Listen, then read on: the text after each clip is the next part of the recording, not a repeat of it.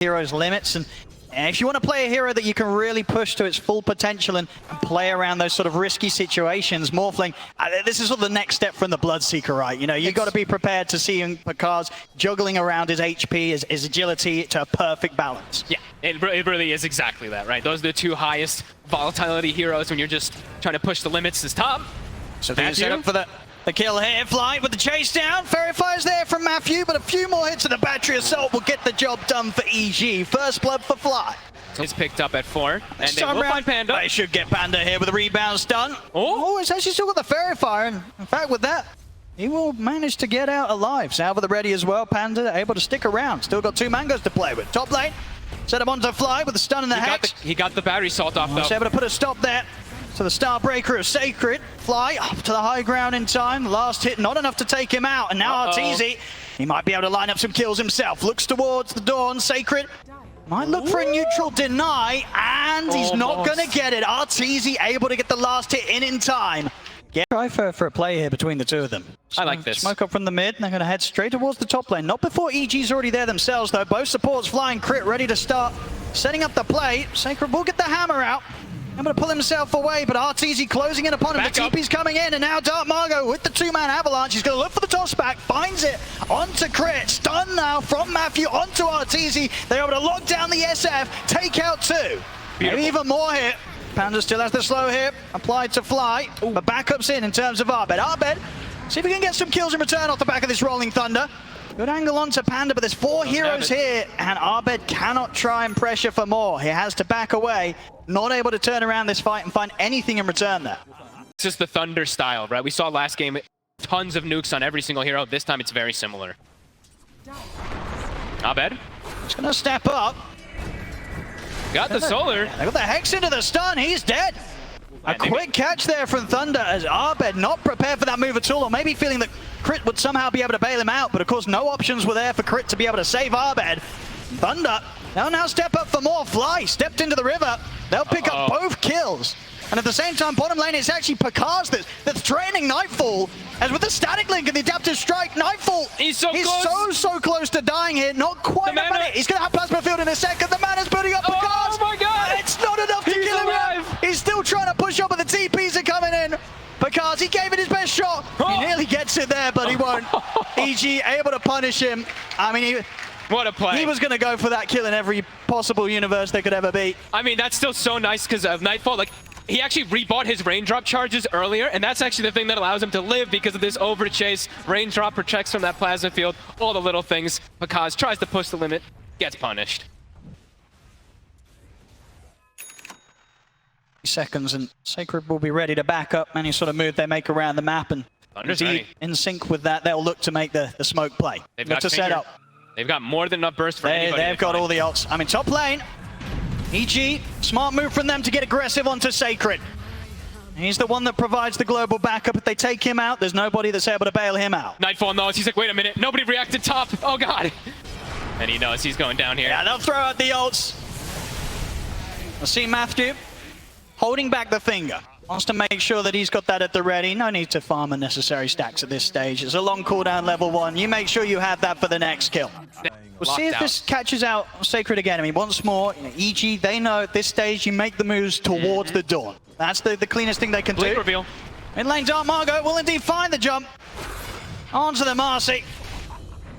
Again, at the same time, the move's made onto Sacred. TPs will come in this time round, and Sacred able to pull himself back to the safety of the rest of his team with the hammer. EG not successfully able to take down the Dawn this time round.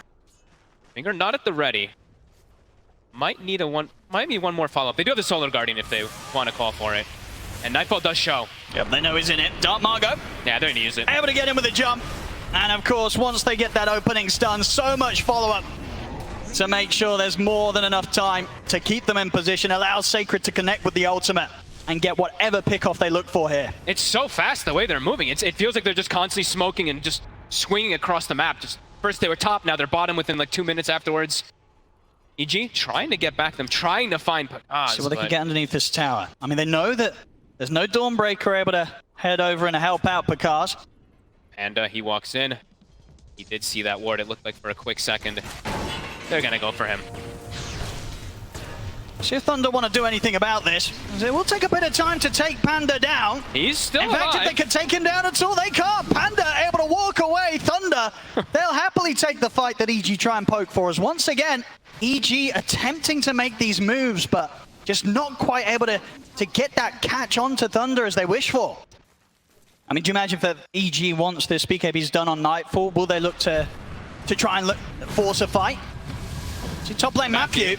It's getting gone on, but Picard's thinking about maybe trying to find something themselves out of this. Dark Mar goes in with the jump. He's able to close the gap on Ortiz. He just burst straight through him. Able to jump straight over towards Arturo at the back of the fight, throwing out the tips as well.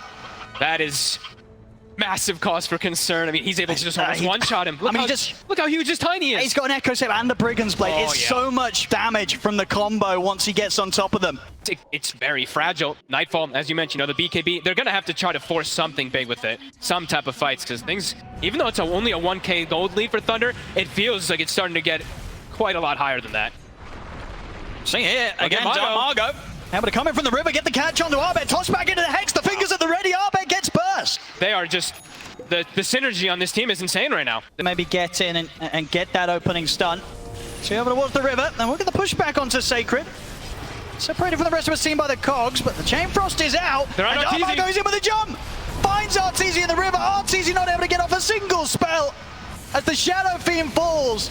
I see Nightfall have to just opt for a BKB TP out of it.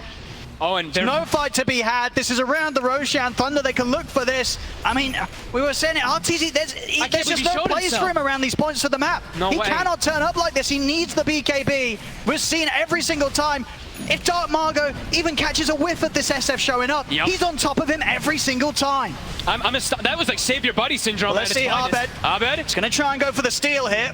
Roshan not quite low enough for Arbet to finish off himself. He's going to have to go for the TP out. He nearly does die during the Rolling Thunder. He'll be able to bail out in time, but not able to find the interruption around the pit that he hoped for. Thunder Awaken, they get the kill, they get the Aegis on Picard.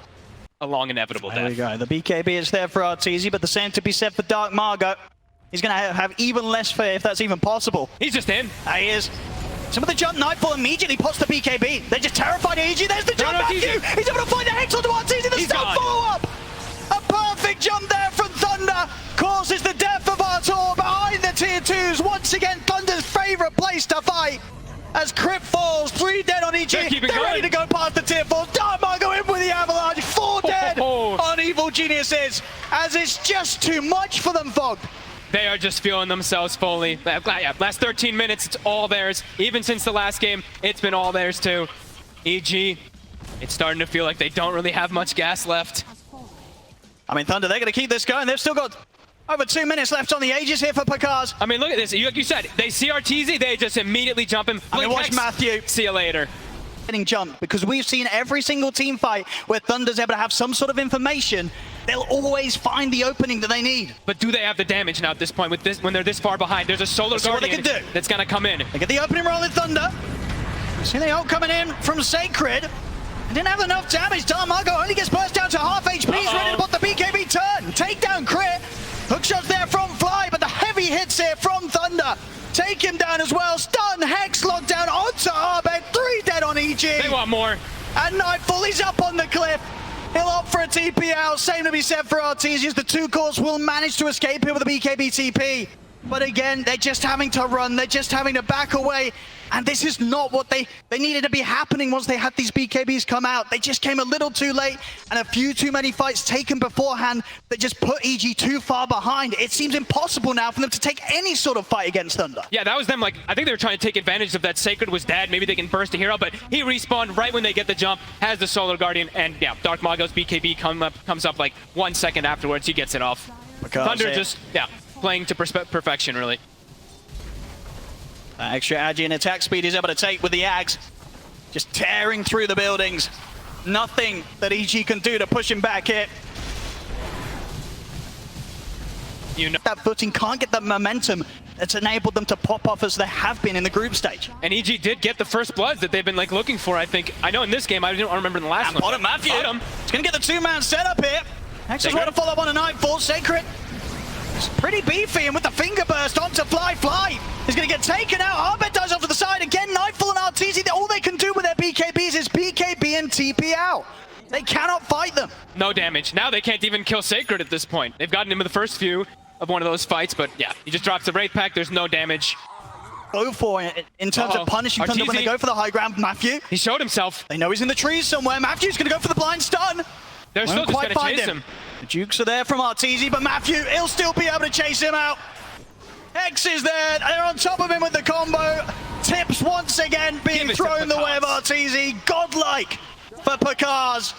And to answer the question of the comeback on the high ground, they don't have the team with the tiny. They don't have these toss-back plays or anything. It's looking quite impossible. On to the next Rax. It's going to drop in seconds. 30 seconds without Arteezy. 30 to 9. Looks to matter too much considering the state of the last few fights we've had. He has the buyback back up. They just have to watch, even with Arteezy. Ooh, quick blink there. Oh, but we'll be able to avoid the catch of Dark Margot this time round. But the top Rax, it's gone. They're just too far ahead now. No fights really, it feels like. EG, he just has to sit in the tree lines with his team. Because even if he if he shows himself, he might just die immediately. Look at Matthew. Immediately whips himself. He's like, let's go. With the scan, EG, so they know that Thunder Awaken's there, but really too much they can do with that info apart from continue to stay hidden in the tree line. Matthew knows. He's in. Oh, he's in with the jump! Straight away they're in with the Hex. They burst through Fly. Nightfall pops the BKB in time. Tries to come in with a static link, but Pakaz is there. Heads in with the Waveform. Takes out Nightfall immediately. Sacred committing in deep. Starbreaker stun lands onto Arteezy. Arteezy will pop the BKB. Arbet's in with the stun on top of the Dawnbreaker, but the Finger Burst. The Hex is there. They lock down Arteezy. The SF will fall. Arbet, the only one to get out. GG. As there it is. GG is called. Wow. Thunder Awaken turn up here in the first series of the playoffs here at the International Event and take down EG 2-0, knocking them down to the lower bracket. You know